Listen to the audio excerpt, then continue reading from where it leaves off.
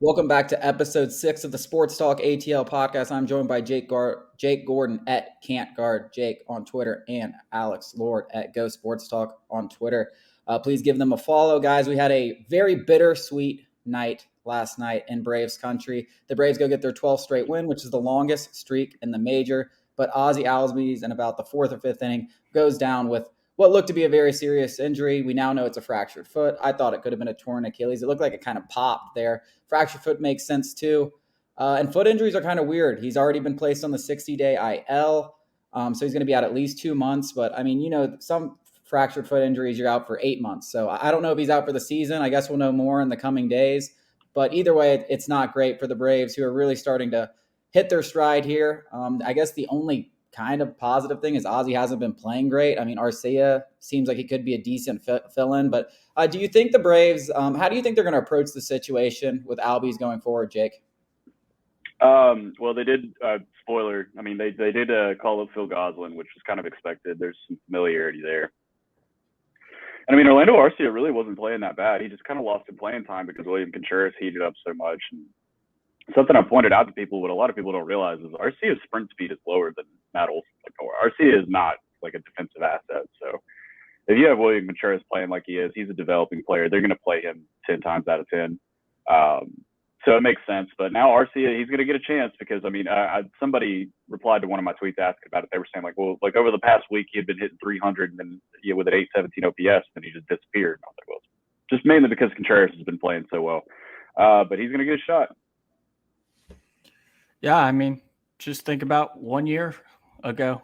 We lost the best player on our team and still won the World Series. So there's no reason. It is sad for Ozzie Albies. He's, the heart of the team. Everybody loves him. So it is sad, but, just got to look forward. Yeah, I don't think my primary concern is losing the energy that he brings. That's really what I'm worried about more than anything. Yeah. I mean, and also there's the aspect of, hey, are Ronnie and Ozzie ever going to be on this field for the same team during like a playoff stretch again? Like that, that's kind of sad aspect to me. But I don't think it's detrimental to the end goals of this team. I think Arcia will be able to pick up the slack. Not as good as Ozzie, but it's not going to be terrible.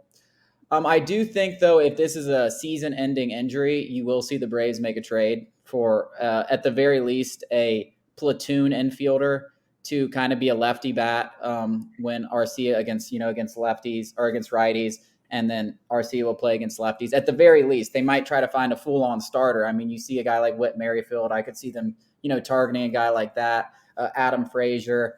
But yeah, it really depends whether this is a season-ending injury. I mean, if they expect Albies to be back around like late August, September, then I think they'll probably just ride it out with Arcia and Gosselin and Kramer Robertson and those guys and just try to right the ship. But if they think it's season-ending, I don't think there's really any choice. I don't think they think Arcia is an everyday player. I mean, he was barely getting any at-bats. He has played well, but we know over the course of the season, if you give Arcia a full season's worth of at-bats, he's a less than 700 OPS player. You can't have that guy starting every day for you if you're trying to win a World Series. So I do think if it's season-ending, you'll see them make a trade. If not, I think they're going to right the ship with Arcia, Gosselin, and the rest of the guys that are in AAA right now. I'm just sad. I'm sad. Yeah, I mean, it does suck. But on the good side, I mean, let's talk about Adam Duvall. The guy's heated up.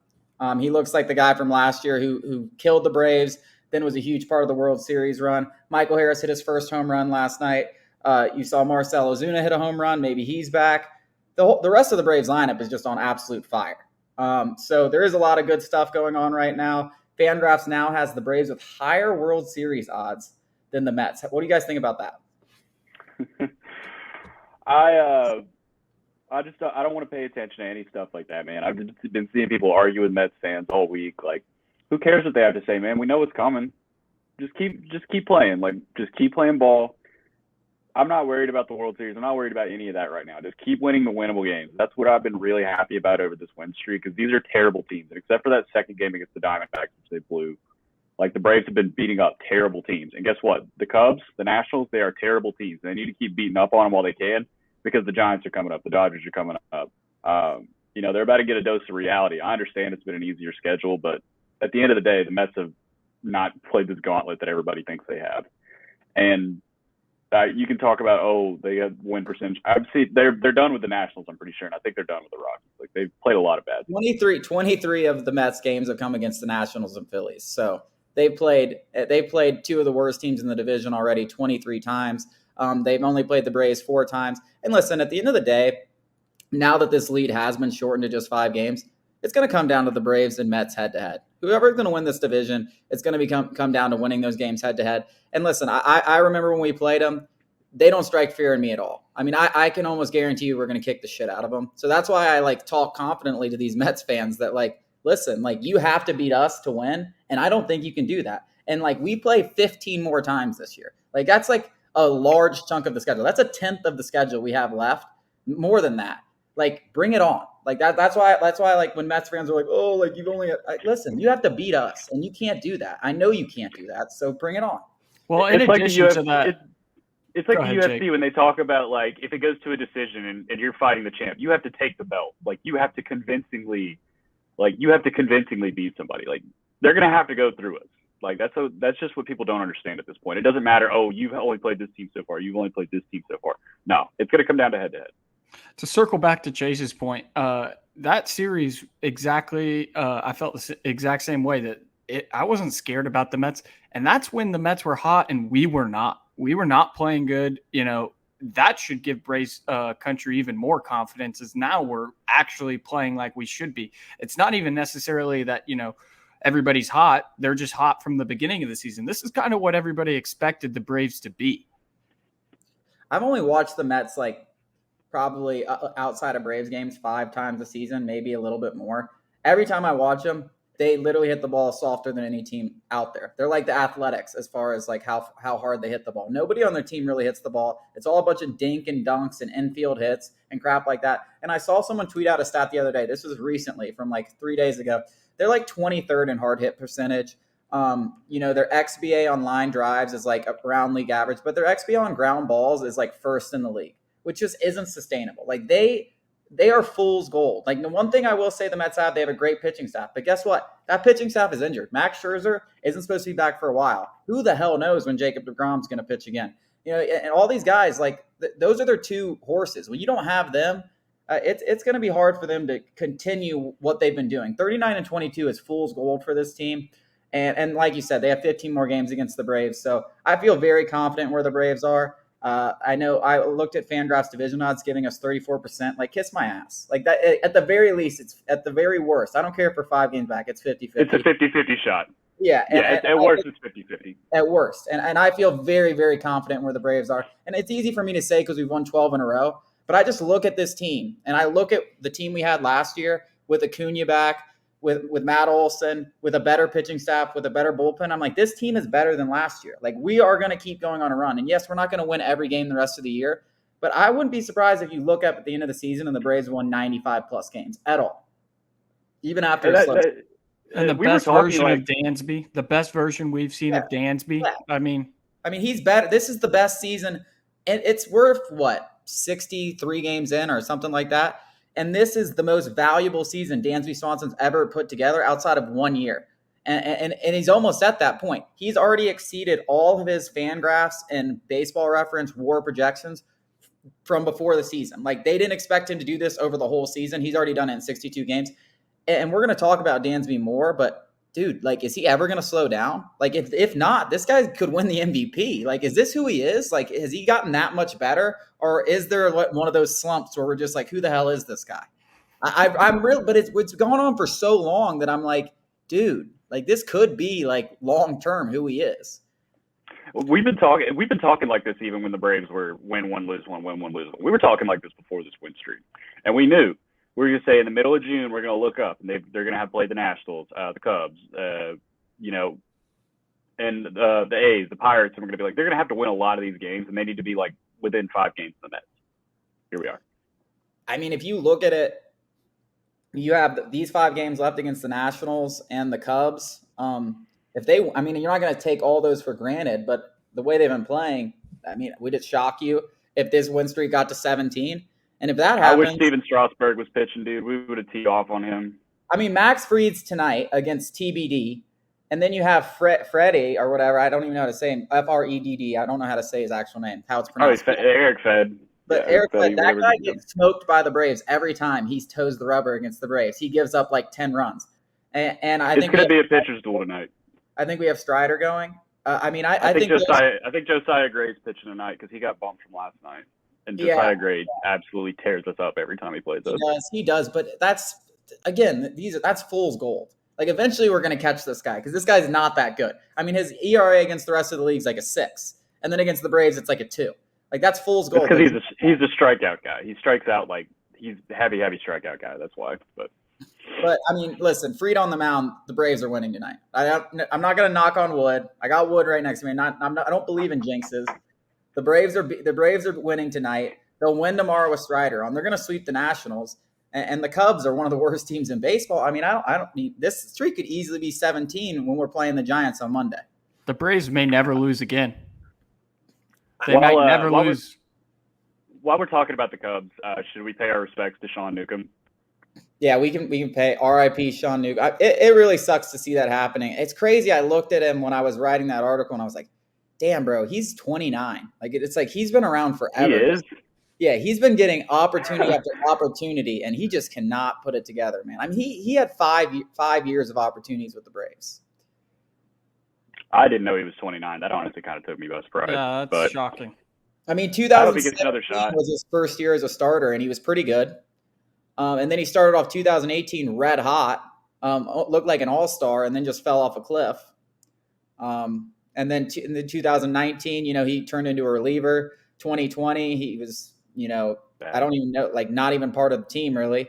I mean, 2021, same thing. So, yeah, it's been a wild ride. I mean, I swear to God, the guy has some of the best fastball curveball combination, but for whatever reason, he can't locate it. And, his fastball's flat. And if you can't locate a flat fastball in the MLB, you're going to get teed off on. He'll get another chance. Somebody will pick him up. Oh yeah, if the Cubs made a trade for him when he was designated for assignment, somebody else wanted him. Somebody else will give him a shot. Yeah, and shout out to Jesse Chavez, who I think he had like a bad outing or two when he started with the Braves, but he's been great since. I mean, he has like a 1.7 FIP. He pitched well last night. He has like a 2.5 ERA. And you look up and down the Braves bullpen right now with guys out, the guys that are stepping up, the Jackson Stevens, the Dylan Lees, the Jesse Chavez. Who's the other one? There's one other guy who's been stepping up really well.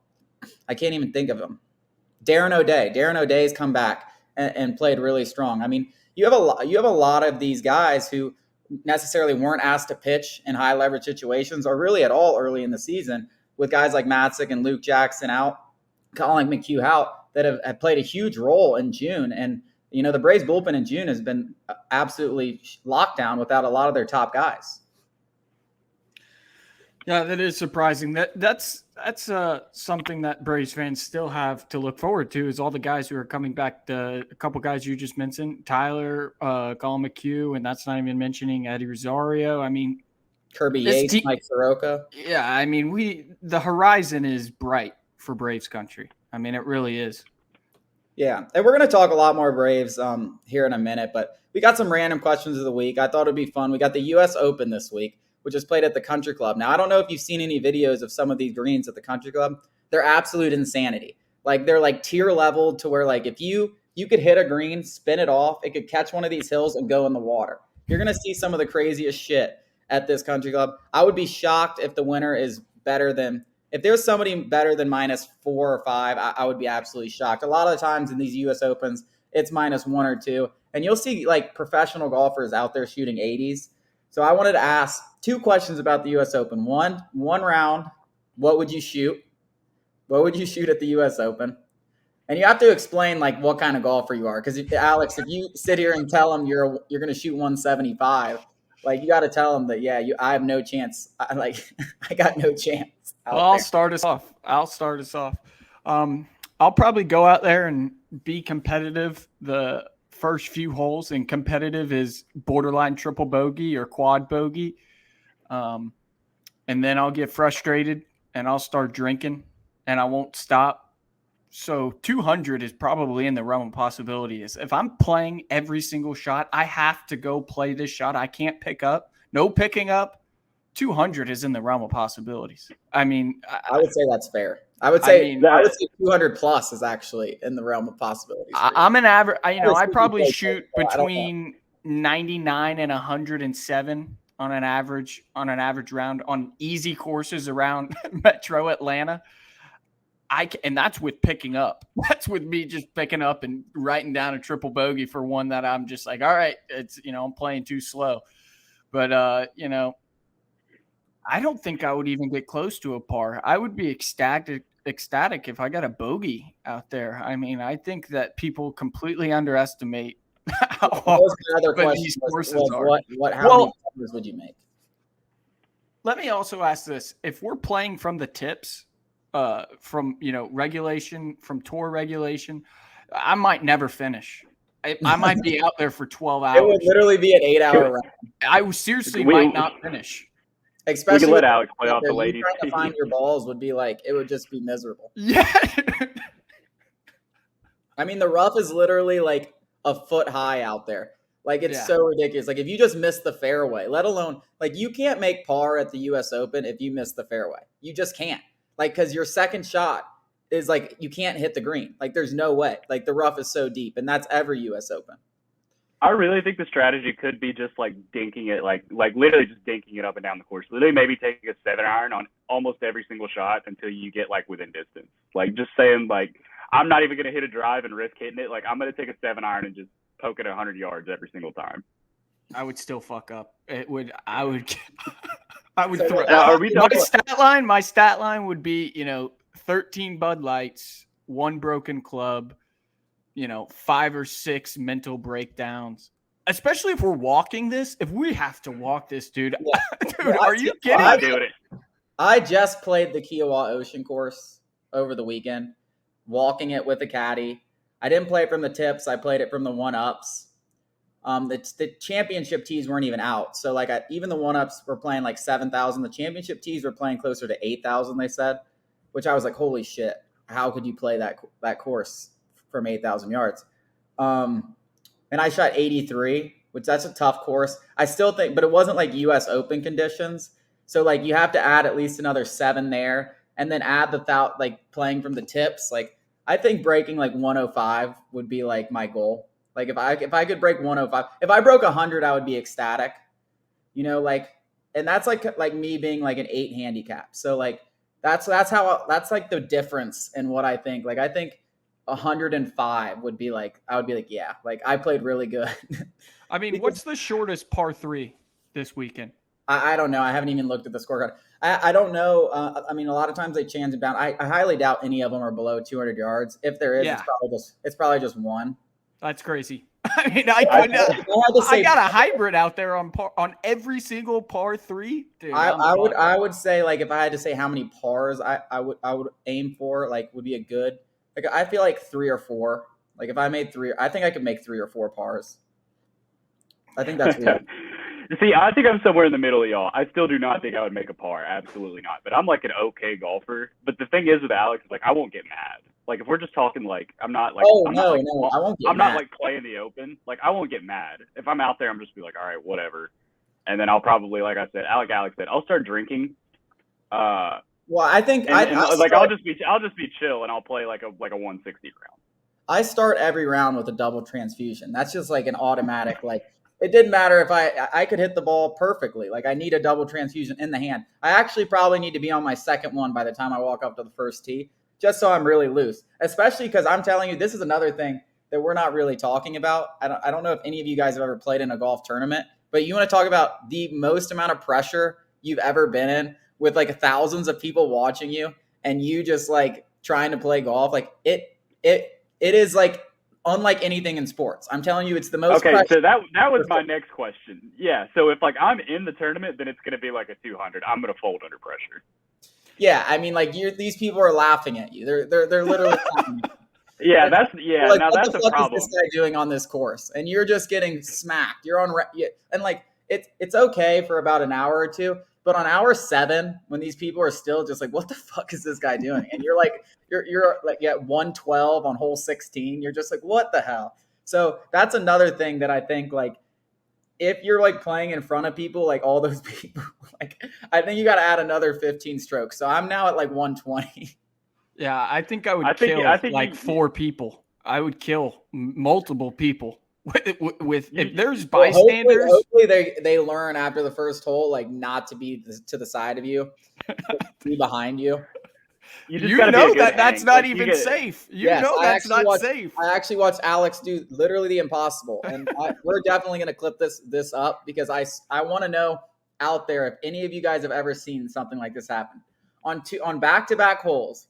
Alex managed to hit the ball backwards, and not just like 5 yards backwards, like 75 yards backwards. Like he had a net driving distance of -75 on 2 holes, on back-to-back holes, and I want to tell you how he did it. The first time, he fucking just hits one 90 degrees at our carts, hits the cart, spews back onto the other hole. I mean, 70, that might have been 150 yards back. All right. Well, I mean, this is what happened. The very next hole, he hits a ball. It's like a worm burner, like doesn't get 5 yards off, doesn't get a yard off the ground. Literally hits the like tee box, like the tee markers on the next thing, and just ricochets all the way back. I mean, another into the road. It was honestly, I told him, like, Alex is mad at this point, and I'm like, Alex, why are you mad? You just did something I don't think has ever been done in the game of golf. Back-to-back holes, backward drives. Like, that's truly incredible. When you weren't trying to do that. Like, obviously, you could turn around and hit it. No, you were actively trying to hit it straight. Back-to-back holes. I don't think that's ever been done. Guys, if you're listening, you got to tell me if that's ever been done when I clip this up. Second random, or I guess third random question of the week. This has nothing to do with sports, but it's favorite fast food pizza. Jake, go. So I worked at a pizzeria as a youth. Like I was like 15. I got my first job. I worked at a pizza place, so I have high standards. For fast food pizza? Yeah, for fast food pizza. I mean, I think there's a clear number one. You know this about me, Deb. I think there's a clear number one. I'm going to be honest. Oh, let me hear what you got to say, and I'll tell you. He's going to say trash. I think Domino's is a clear number one. It's clear. It's obviously Domino's. It is not, and I don't even think it is relatively close. Like when people tell me pizzas, I'm like, dude, well, how do you order anything but Domino's? Like there was a point where Domino's wasn't as good as they are now, but they like rebranded, did all this thing. I tried it again, and I was like, yo, this is way better than Papa John's, Pizza Hut, 100%. Little Caesars. Like it's not even close. Like, I need to know. Yeah, no, and like we talk about like, okay, like so if I go to like get McDonald's, I don't go to McDonald's because I want a cheeseburger. I go to McDonald's because I want fucking McDonald's. And that's the same way with Domino's. Like I kind of have like a taste for Domino's. I don't go to Domino's because I'm like, oh, I want a slice. No, I go to Domino's because I want a Domino's pizza. It's probably like they're probably doing like 50% off, and I can eat it for like a couple days. Like, and I think it's good. I gotta say it's Domino's easily. I just had a stroke listening to that explanation. But 5 years ago, before Papa, 5 years ago, before Papa was outed as a racist or a drug addict, I don't even know what he is. I think he's a lot. I think he's a lot of things. I think he's a lot of things. I think he's just a billionaire with a ton of money and a ton of problems. When Papa was in charge, Papa John's was at the top of the game. I mean, it wasn't even close. But now Shaq's in there, and it pains me to say this because, go Tigers. But they've taken a step back. And, they're not – I still like Papa John's better because they give you that garlic sauce. That garlic sauce is – you can get that for 25 cents at Domino's. Yeah, it's free. It's free, and it makes a difference. You give me a thing of ranch from Domino's and a fucking piece of pizza, and I'm fucking that shit up. I'm telling you, I think Domino's by a mile, and it might just because there's when I used to go to Buckhead a lot, there's a Domino's right across the street, and right on Irby, yeah. But no, I think it's Domino's, and it's not even close. Side note about Papa John's, I used to be in a fantasy football league with a guy who he was like a kind of like a YouTube comedian, and they asked him to come in and like help out with commercial ideas, like for their marketing team. And he would said he would work so hard and come up with these like things that he thought were so funny. And Papa would just be like, nah, fuck that. And be like, want to be in it, just doing better ingredients. He's like, that guy is such a like into himself asshole. Like he was just shooting down every idea. And he's like, nah, I need to be in the commercial. Dude, all time day on the internet, whenever he just did that interview, and he was just fucking pouring sweat. And he was just like, the day of reckoning is coming. I've eaten so many pizzas. Like, it's just, it looks like he put his face in a grease pan of pizza. I mean, he's like, I've eaten 30 pizzas over the last 2 weeks. They've changed the sauce. It's not the same. I agree, dude. Papa knows what he's talking about, dude. They used to be the peak of fast food pizza. I will say, like when I was a kid, I liked Papa John's. I think it was Domino's getting better though. Like I definitely think I know they rebranded, changed their menu, like really focused on a lot of different things. And I think now it's not even close. But I will say when I was Domino's Pizza has gotten so much better that their stock has risen at like a higher rate than Apple's over the past like 8 years or something like that. Yeah, because they literally, they came out and they were like, yeah, our pizza's garbage, and then they were like, this is what we did to fix it, and they changed all this stuff, and it's good now. Their cheesy bread, goated. Like you can't even compare Papa John's cheesy bread to Domino's. I honestly think this. We're gonna have to do a poll, but I definitely think if Domino's doesn't win, I'll be super disappointed in our followers. You have to say in the poll. In the poll, you have to say Papa John's, and then in parentheses, free garlic sauce. It matters. It matters to people. Alex is like the guy, like, okay, so you paid for the 25-cent garlic sauce at Domino's, and it still comes out at the same price. Alex is the guy that sees free shipping for $50 and then sees $45 with $5 shipping. He's like, that's exactly what it is. That's exactly what it is. Side note, I was at Zaxby's the other day, and I went up for like some hot sauce, and they literally made me pull out my card for 35 cents. I was like, this is the most disrespectful thing you can do.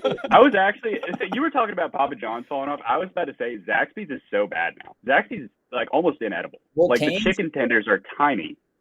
And also, you ever go to Zaxby's and like McDonald's, you go to a McDonald's, you're like, oh, double cheeseburger, like 400 calories. Like then you go to a Zaxby's and it's like 3 chicken fingers and a thing of fries. It's like 1,250 calories. I'm like, how is that possible? I was like, somebody is lying here. Like either McDonald's is not telling me what's in their cheeseburger, or there's no way 3 chicken fingers and fries is 1,000 calories. It's like 1,250 calories. So especially because they give you like a half handful of like freezing cold fries. Like there's no way. I don't believe it. I don't believe it at all. I'm like, I would literally, I want to do like a test on it, like eat nothing but Zaxby's for a week and see if I gain like 10 pounds, because that's what would happen. Like you could not burn off all those calories. But and if it's really 1,250 calories and just 3 chicken tenders, just don't even tell me. Like that's just dog shit. All right, let's get back to the steroids in the chicken. Let's get back to the Braves here. Talk about some of the good things and some of the bad things. I know we talked about Dansby Swanson being an MVP candidate. The next thing I want to talk about him is like, and I just wrote an article that's about to come out on this, is what an extension might look like. Because before the years, I was thinking 100 mil max. Now I think that's the floor. And if he hits unrestricted free agency and he plays, I mean, I don't know if this is sustainable, but if he plays at a similar rate to what he's been playing right now, I mean, you're looking at a guy who's going to make 150 plus mil and maybe even sniff 200 mil. Which is unbelievable to say, but I don't think that's crazy at 28 years old. It's so difficult for me in contract years when we're talking contract years, and then this guy does something that's very atypical of his career. And, the season's not over. He could go into a slump, and then we're like, oh, yeah, no, that's the Dansby we know. But even if he does keep it up, this is so atypical. And, it could be foreshadowing of, him finally putting it all together.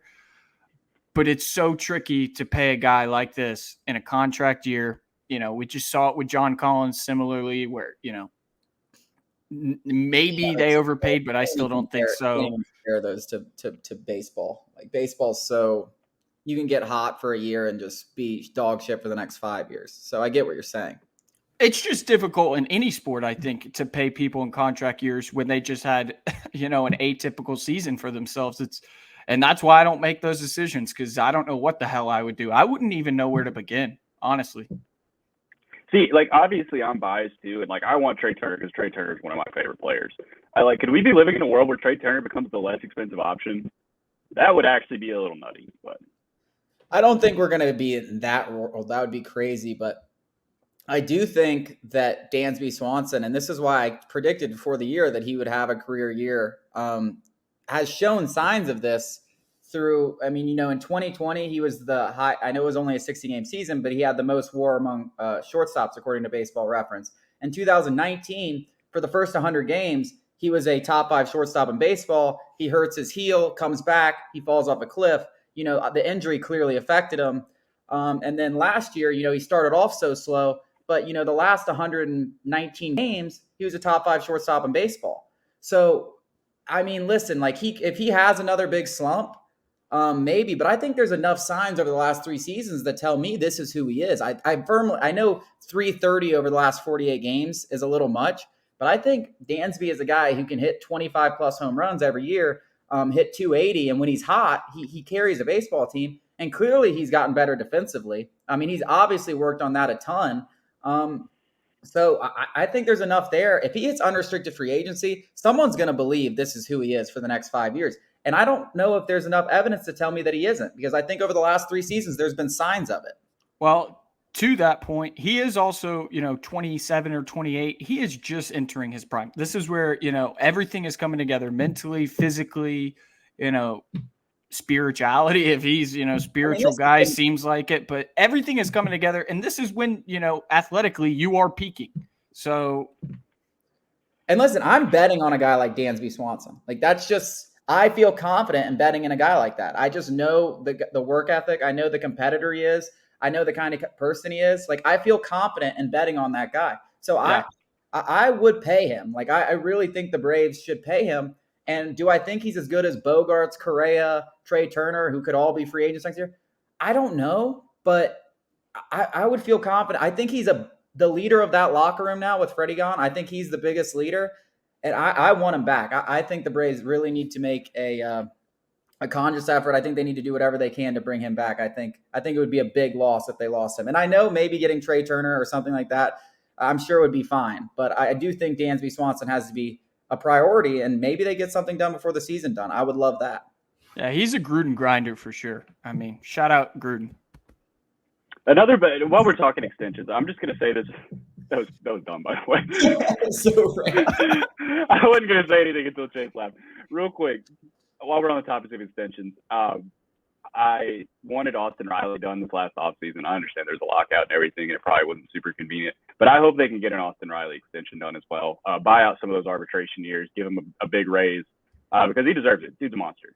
Like Austin Riley is really turning into an MVP candidate. He's sexy. Can't forget that. He's a franchise cornerstone, obviously. We'll get to Austin Riley later, too, and just stop tweeting just how much of a franchise cornerstone he is, but we'll save that. Yeah, I mean, that is absolutely key that he's sexy. I love that you included that. Another guy who should be up for extension, who probably needs to be focused on before Austin Riley, is Max Fried. Max Fried will be a free agent not next year, but the year after that. They gotta get this guy back, because I think Max Fried is a legitimate Cy Young candidate. I mean, everything that I watch from him, he's better than he was last year. And last year he was an all-star. I love this dude. I don't think I could. It's so hard with the Braves because I have so many favorite players, but he's right there at the top. And the Braves got to figure out how to bring this guy back. And you wrote over the weekend, one of you did, I don't know if it was Alex or Jake, about how the Braves should have a ton of money in free agency based on attendance. Liberty Media has constantly said, if this is what they're expecting, expect payroll to rise. Well, payroll was really high this year. You got a lot of guys coming off the books. If payroll rises again, I think the president said they fully expect to have a top 5 payroll in the coming years, which, I mean, that's a ton. That is a ton of money that they're going to have to spend. You got to get guys like Max Fried, Dansby Swanson, Austin Riley locked up, especially when you have guys like Ozzie and Acuna locked up at pennies to the dollar. Yeah, I don't think Braves fans realize how high the payroll is this year. I wrote that article and looked at some of the comments, and people were like, no way, Liberty Media this, Liberty Media that. I was like, and I wanted to respond and just left it alone, that just go look at the salary cap right now. I mean, they are spending money this year. I mean, yeah, they're top 10 payroll, and they say they're going to be top 5. And I mean, credit to Braves fans. I mean, the battery is absolutely lit. Even on a Tuesday night, the place is packed to the rim. It was print money. It was a Tuesday night against the Athletics the other night. It was a sellout. It was just, and then they do the ring thing on Wednesday. It's a sellout again.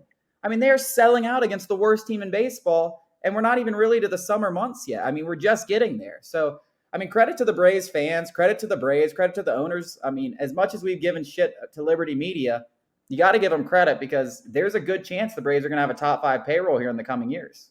In terms of like businesses, like if you really think about it, like obviously like like like Apple, whatever. The Battery is just like that's one of the best business ideas of all time. I don't care what anybody says. That place I think it's the freaks money. best place in baseball. I mean, outside of like the historic places like Fenway, like the new just like development and like the idea of it, just having apartments and stuff to do. I mean, just a shit ton of stuff to do. Oh, I it's the mean, blueprint now too. It's what balls. everybody wants to do because they see what the Braves are doing. The I mean, Rangers did it. The I Rangers call it an finished theirs adult a theme couple years park. ago. I call it the adult theme park. I mean, It you just really go is. there. You go there, you can do whatever the hell you want. You watch baseball, you can go get hammered, you can freaking Go play eat. top golf. Yeah, They have there's a all cocktail. kinds of good food. I mean, Play Yeah. in the fountain if the you only thing we need is gambling to be legalized, and they put a little damn sports booth in there. And That's our next idea. I think we need to go ahead and put a tickler in that. We need to put a casino in the Battery whenever gambling becomes legal. that would be. I don't know. I mean, I'm sure they would definitely have to think about it, like in some way. I don't know where they It would would put be it. a weird look right next to the baseball stadium, but at the same time, like I mean, these partner with like FanDuel and DraftKings and shit. Like, how sick would it be to just Braves game? Oh, look, we're going to the casino afterwards. Fuck PBR. We are going to the casino and just gambling. we throw like an irresponsible amount of money on Braves money line before the game. So when it wins, we go pick up our earnings and then we go play blackjack.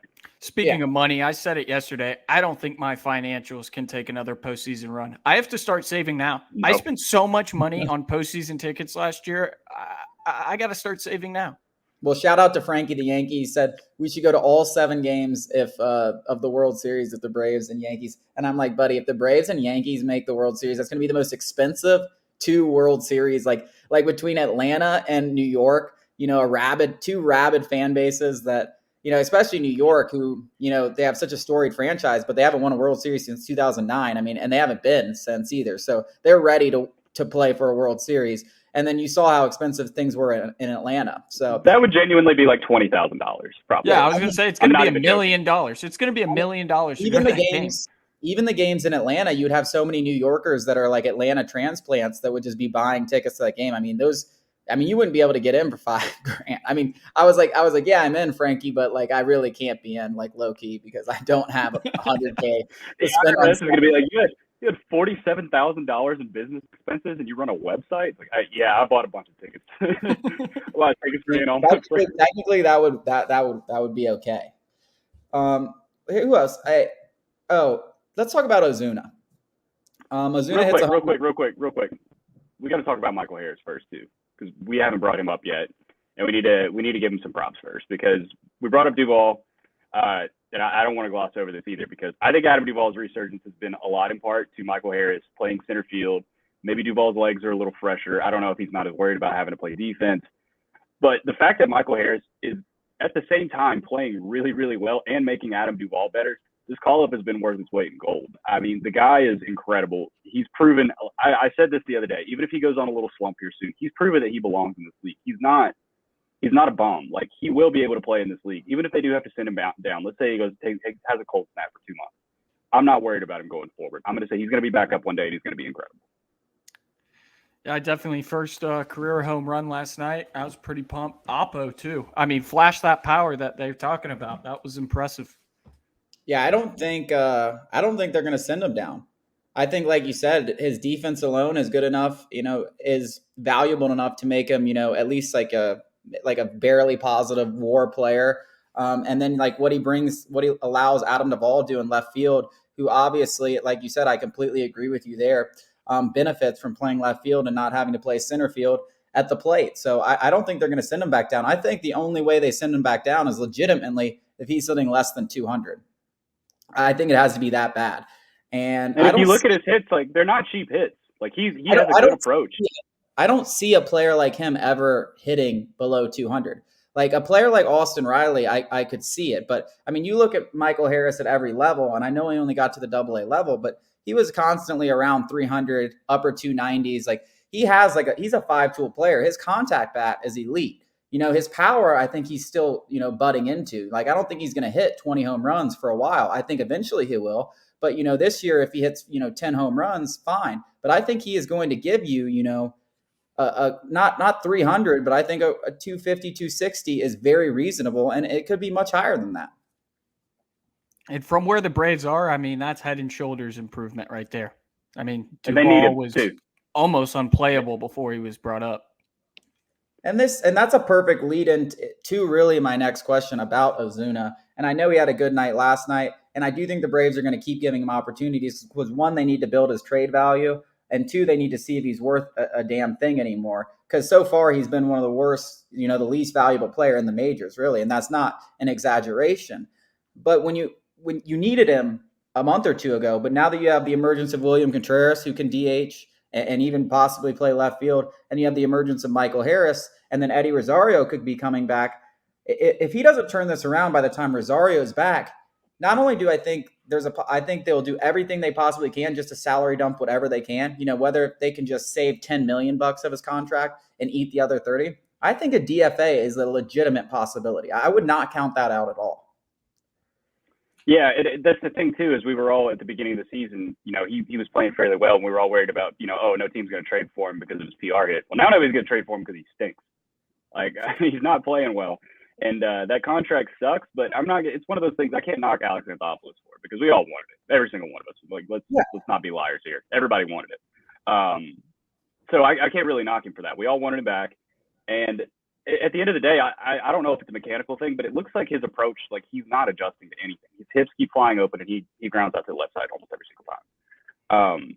And I don't know if he's just not. I don't know if he's trying something different. I don't know if he's not trying something different. But something definitely has to change because they're just shifting him to the left every single time, and he's grounding out almost every single time. I think that if I just keep shitting on him on Twitter, he'll hit home runs. So right before the game, I asked why he was still DHing over Contreras, and he had a home run. So motivation tactics right there. You're welcome. He had 2 hits last night. And listen, I think he's still got a month or maybe 2 left where they're still going to pretty much DH him every night and try to get him going because I think he could be a valuable asset if they ever do get going, and that they could build his trade value and be able to salary dump him for less and save some money. But by the time Rosario gets back, if he hasn't figured this out, and hopefully last night was a sign of things to come, but I'm not holding my breath. If he hasn't figured things out by the time Rosario comes back, I don't see a reason he should still be on the roster. And it's not just the PR.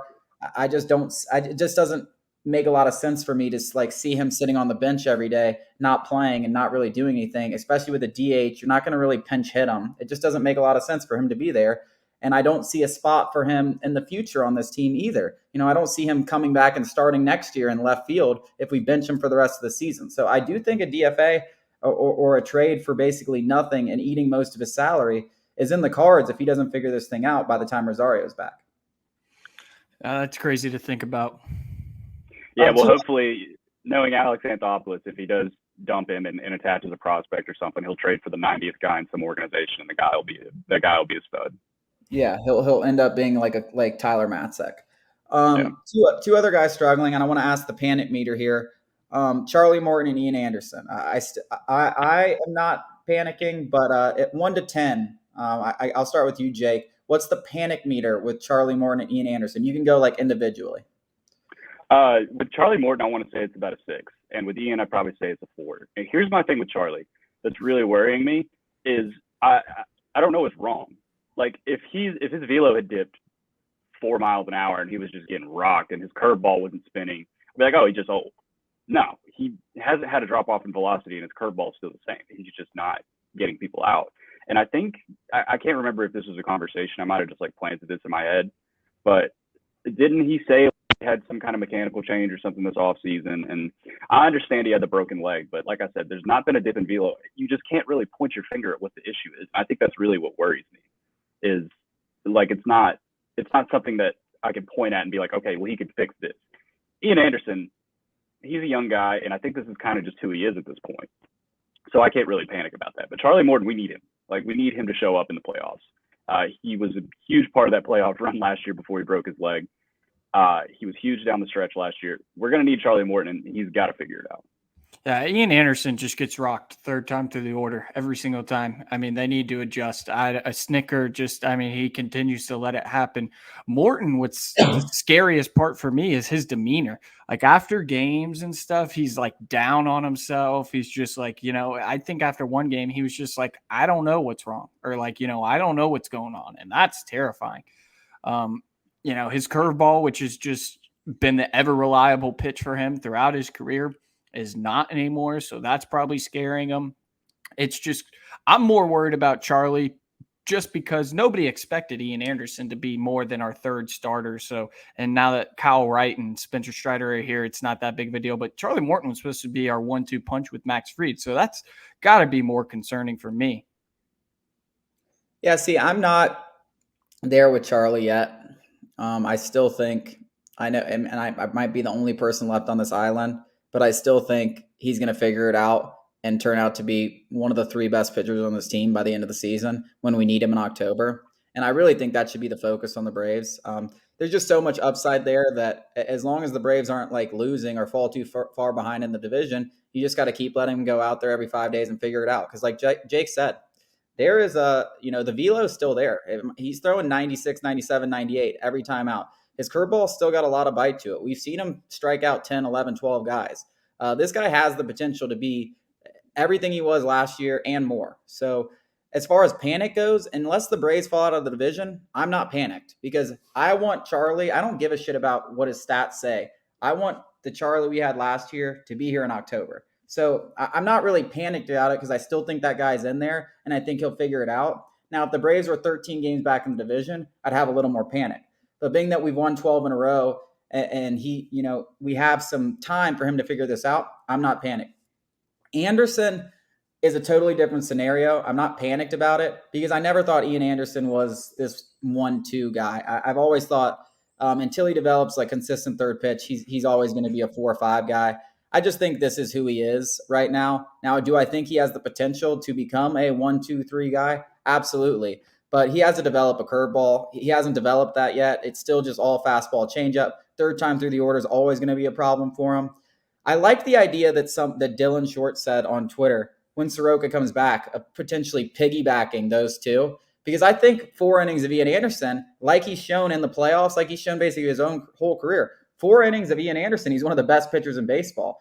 And you might not want to throw Soroka out there like 100 pitches, especially once he initially comes back. Piggybacking those two and then like maybe picking one later in the year if Soroka starts to look good. I kind of like that idea. That's just one of those, like, it's so crazy it just might work. I don't want to call it a dumb idea, but it's not a dumb idea. Kind of crazy, but I actually love it. Like, I can stamp that. I think it's a great idea. Yeah, I think it would work, especially early on. I mean, you don't have to do it for the whole season, but for 5 starts, especially they like share a start, kind of almost like it's weird. But it's like, dude, Ian Anderson, like he all of a sudden every time like the first 4 innings, I'm like, oh, Ian Anderson's back, and then it's just like the 5th inning hits, 6th inning hits, and he goes and he walks 2 guys, and they start seeing him, and it just like it all falls apart. And then Soroka, you're just going to have to like ease him back into things. He's not going to go out there and toss 6, 7 innings right off the bat. So I kind of like that idea when they come back. We do have a just stop tweeting this week. Jake, do you have it up?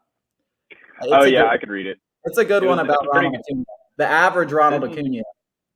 Average Ronald Acuna Jr. Disliker. Give me 1 second. He sounds like all the way down. I'll straight up and give you. He sounds like my dead grandpa. My dead grandpa, like, he was like senile, and he was like, I hate Ronald Acuna. Like he's always showboating around, and I'm like, yeah, he's only the best player on the team. He's like, no, I think he brings the team down, and I'm just like, all right, grandpa, go. It's like right. It's like go to sleep, grandpa. All right, this one comes courtesy to us from Leadfoot Lemmy. His name is Frank Nix, I think. I don't know if that's like a TV character, if that's his real name. In response to a Grant McCauley tweet about Ronald Acuna, he is a solid mid-level player. Why did you make me read out loud, by the way? Thank you. I appreciate that. But look, I'm a Braves fan, but I don't get starstruck. Riley has more Hall of Fame potential at this point in his career than Ronald. This is my favorite part, too. He says, I'm not going to argue my opinion. I wouldn't want to argue that either, because that's the dumbest thing I've ever heard in my fucking life. Side note, can you just not read? You're in law school, dude. I could read fine, like if it's in my head. What? Out loud, I struggle Today, Junior? Pretty much. We do that. Remind me to read the First Amendment later, just in solidarity. Well, in the episode. Well, in the episode. Yeah, that's absolutely hilarious. I mean, Ronald Acuna is one of like probably easily the top 10 players like that I've seen ever in my lifetime. Like he is a top 10 player. Like he's unbelievable. Like we said on the last podcast, we talked about him taking the crown kind of from Mike Trout. I still believe that's going to happen. Unbelievably talented. Some people, I swear to God, there's no way they can be watching the same sport as I am. Some people want to be contrarians. I think that guy genuinely is just like an old curmudgeon, like, oh, he's showboating. Shut up. No, I think that's exactly it. I mean, the old guys, my dad was the same way. My dad did not like Ronald Acuna Jr. because of that. He was like, why is he wearing yellow? Why is he wearing yellow pads? You know, be a part of the team. Be a part of the team. It's like, come on, dude. Come on. Like, that's my thing, too. It's like, okay, would you rather just have like some boring shtick out there to hit 230? Like, no, probably, I don't care what he does. Probably. They're insane. I swear to God, these people would. I mean, shit. I bet you, like, Brian Snicker sometimes acts like he would. The way I know it's kind of like grown on him, but 5 years ago, he probably would have been like, yeah, Ronald, get out of here. Trade you for a box of peanuts. Grandpa Snit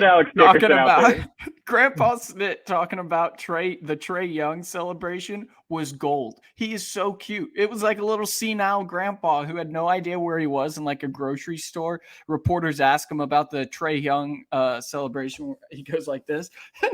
Snit comes with the most generic answer. He's like, I'm sure he's a great athlete. I'm sure he does it a lot. Just so cute. I'm sure Snit's a big Hawks guy. I'm sure he's all about the association. You think you got the Celtics? You think you got the Celtics on Thursday? Well, hey, speaking of the Hawks, a lot of rumors this week in the association surrounding the Hawks, mainly about John Collins, who now we've heard he could potentially be moved to the Trailblazers for the number 7 overall pick. We've obviously heard him in other deals. I'm sure they're kind of shopping him around, just seeing what they can get. I don't know if I like trading him for the 7th overall pick. I will admit I'm not a huge NBA draft guy. I couldn't tell you who we'd be looking at for the 7th overall pick. I just know that the 7th overall pick in a lot of NBA drafts turns into a bench player 4 years down the road.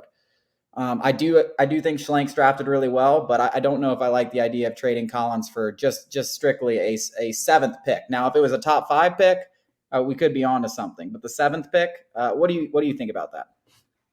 So here's my thing. Number one, I absolutely love calling the NBA the association. By the way, we got to start doing that more often. Very cool. Well, it's a second thing, I feel like. Yeah, and here's my thing. If you want to get the 7th pick, then you have the 7th and the 16th pick. You have the pick that ended up being protected this year from Charlotte. You have that. I guess they're going to turn into 2 seconds next year. The OKC when the ones that didn't convey that they got for Dennis like 5 years ago. That's a lot of draft capital you can work with to pull off a trade, and you're getting out from under Collins' money. Now you don't really have a lot of time to do that, but we've seen these things happen very quickly. Like these draft night trades. You can make because of the Stipend rule where you can't trade first round picks in back-to-back years. You can make the pick for a team and then trade the player to them. But even if you do stick at 7, you got guys like Dyson Daniels, AJ Griffin, Keegan Murray. These are guys that I like. But I mean, at the end of the day, man, it's the NBA draft. We've seen great players go.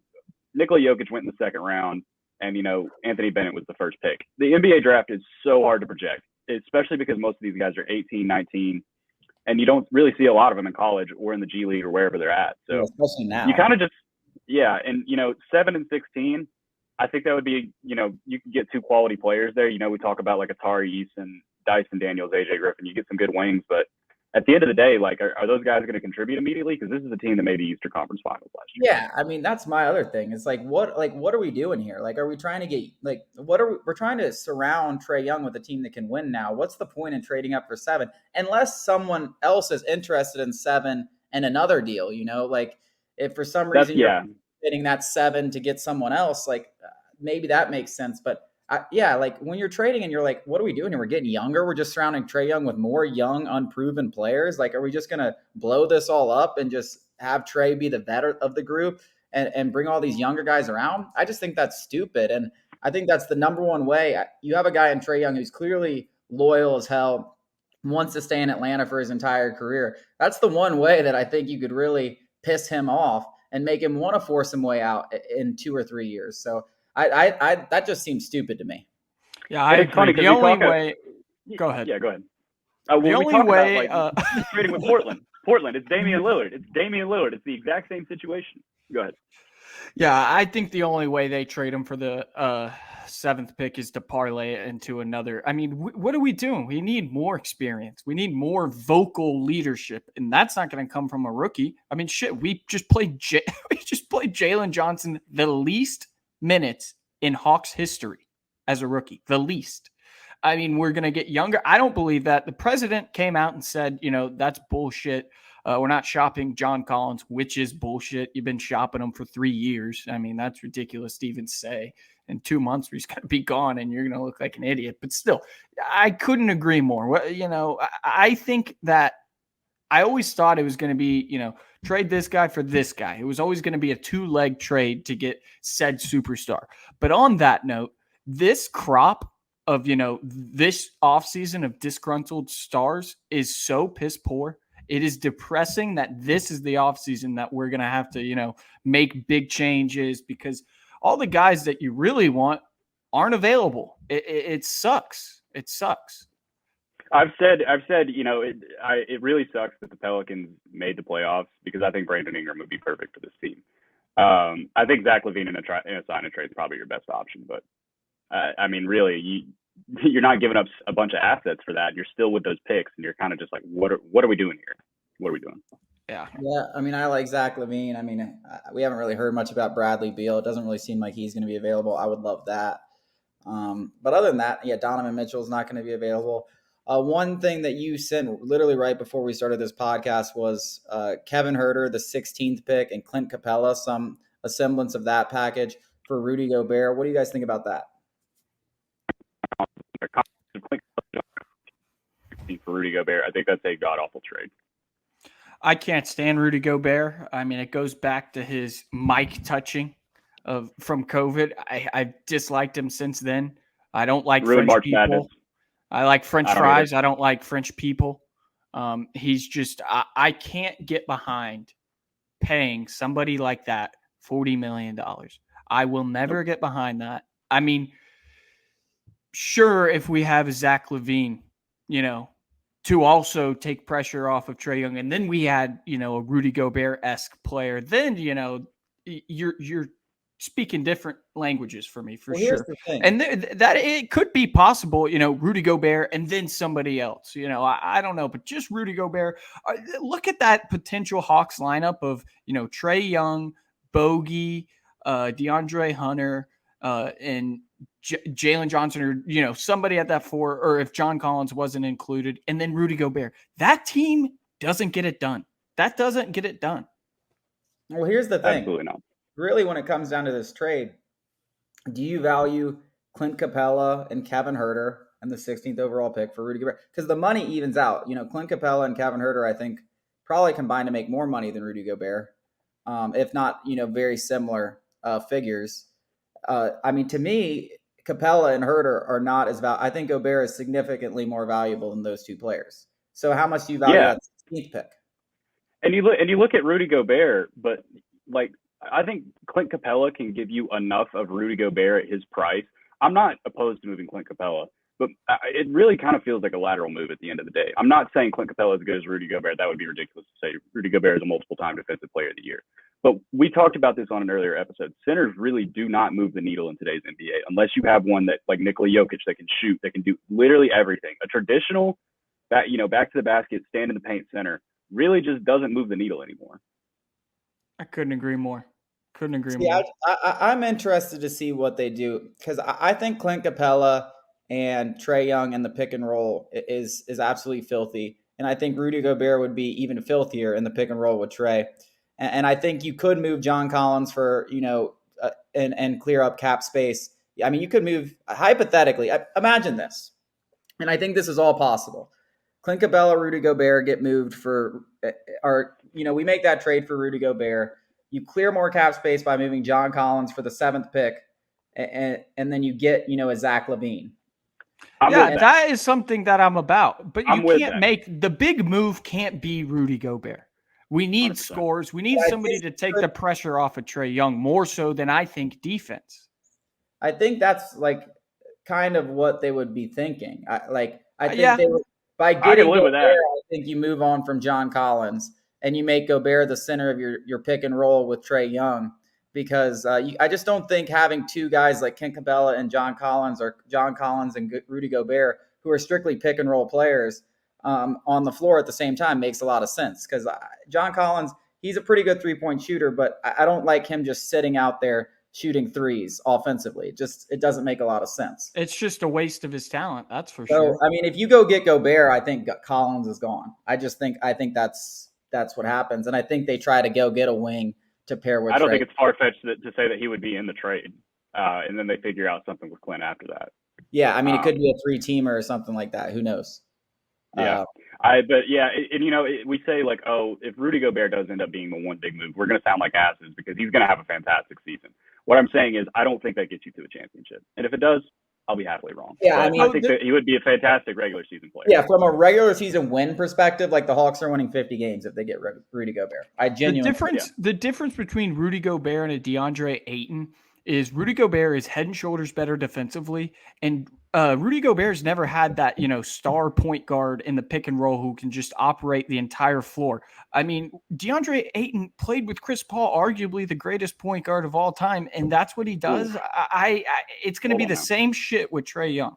Arguably. I said arguably. It doesn't matter. Arguably top 5. All right. Top five, whatever. It doesn't matter. But still, it's going to be a mirror playing with Trae Young. I mean, that is just mind-numbing to me. DeAndre Ayton is not a max contract player. And no disrespect to Mike Conley. Yeah, no disrespect to Mike Conley. Good point guard, but there's a difference. There's just a difference at the end of the day. Yeah, I agree. I'm not big on the DeAndre Ayton. I think a lot of this shit is just smoke.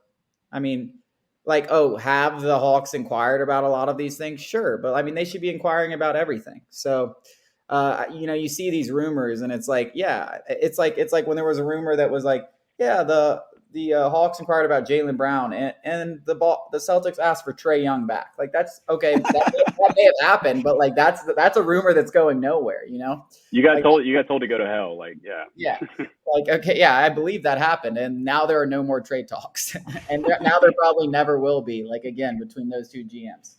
But that wraps us up for the 6th episode of the Sports Talk ATL podcast. Oh wait, we got to do Celtics Warriors prediction. Oh yeah, yes. I'll say it right now. Warriors close it out tonight, Game 6. Yep. Game's on Thursday, but yes, I'm gonna say, for the sake of my future bet, I'm gonna go with the reverse jinx. I'm gonna say Celtics in 7. God, you're a loser. I gotta read. You are such a loser, Jake. Oh my God. Going with the reverse jinx on purpose is the definition of an actual jinx. Yeah.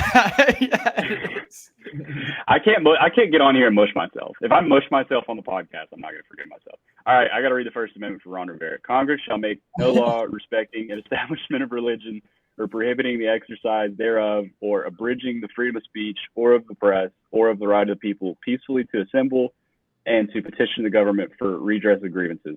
Shout out to Ron Rivera, man. That one's for you. Good job, Jake. You did that well. Amen. Thank you. I pledge allegiance to the First Amendment.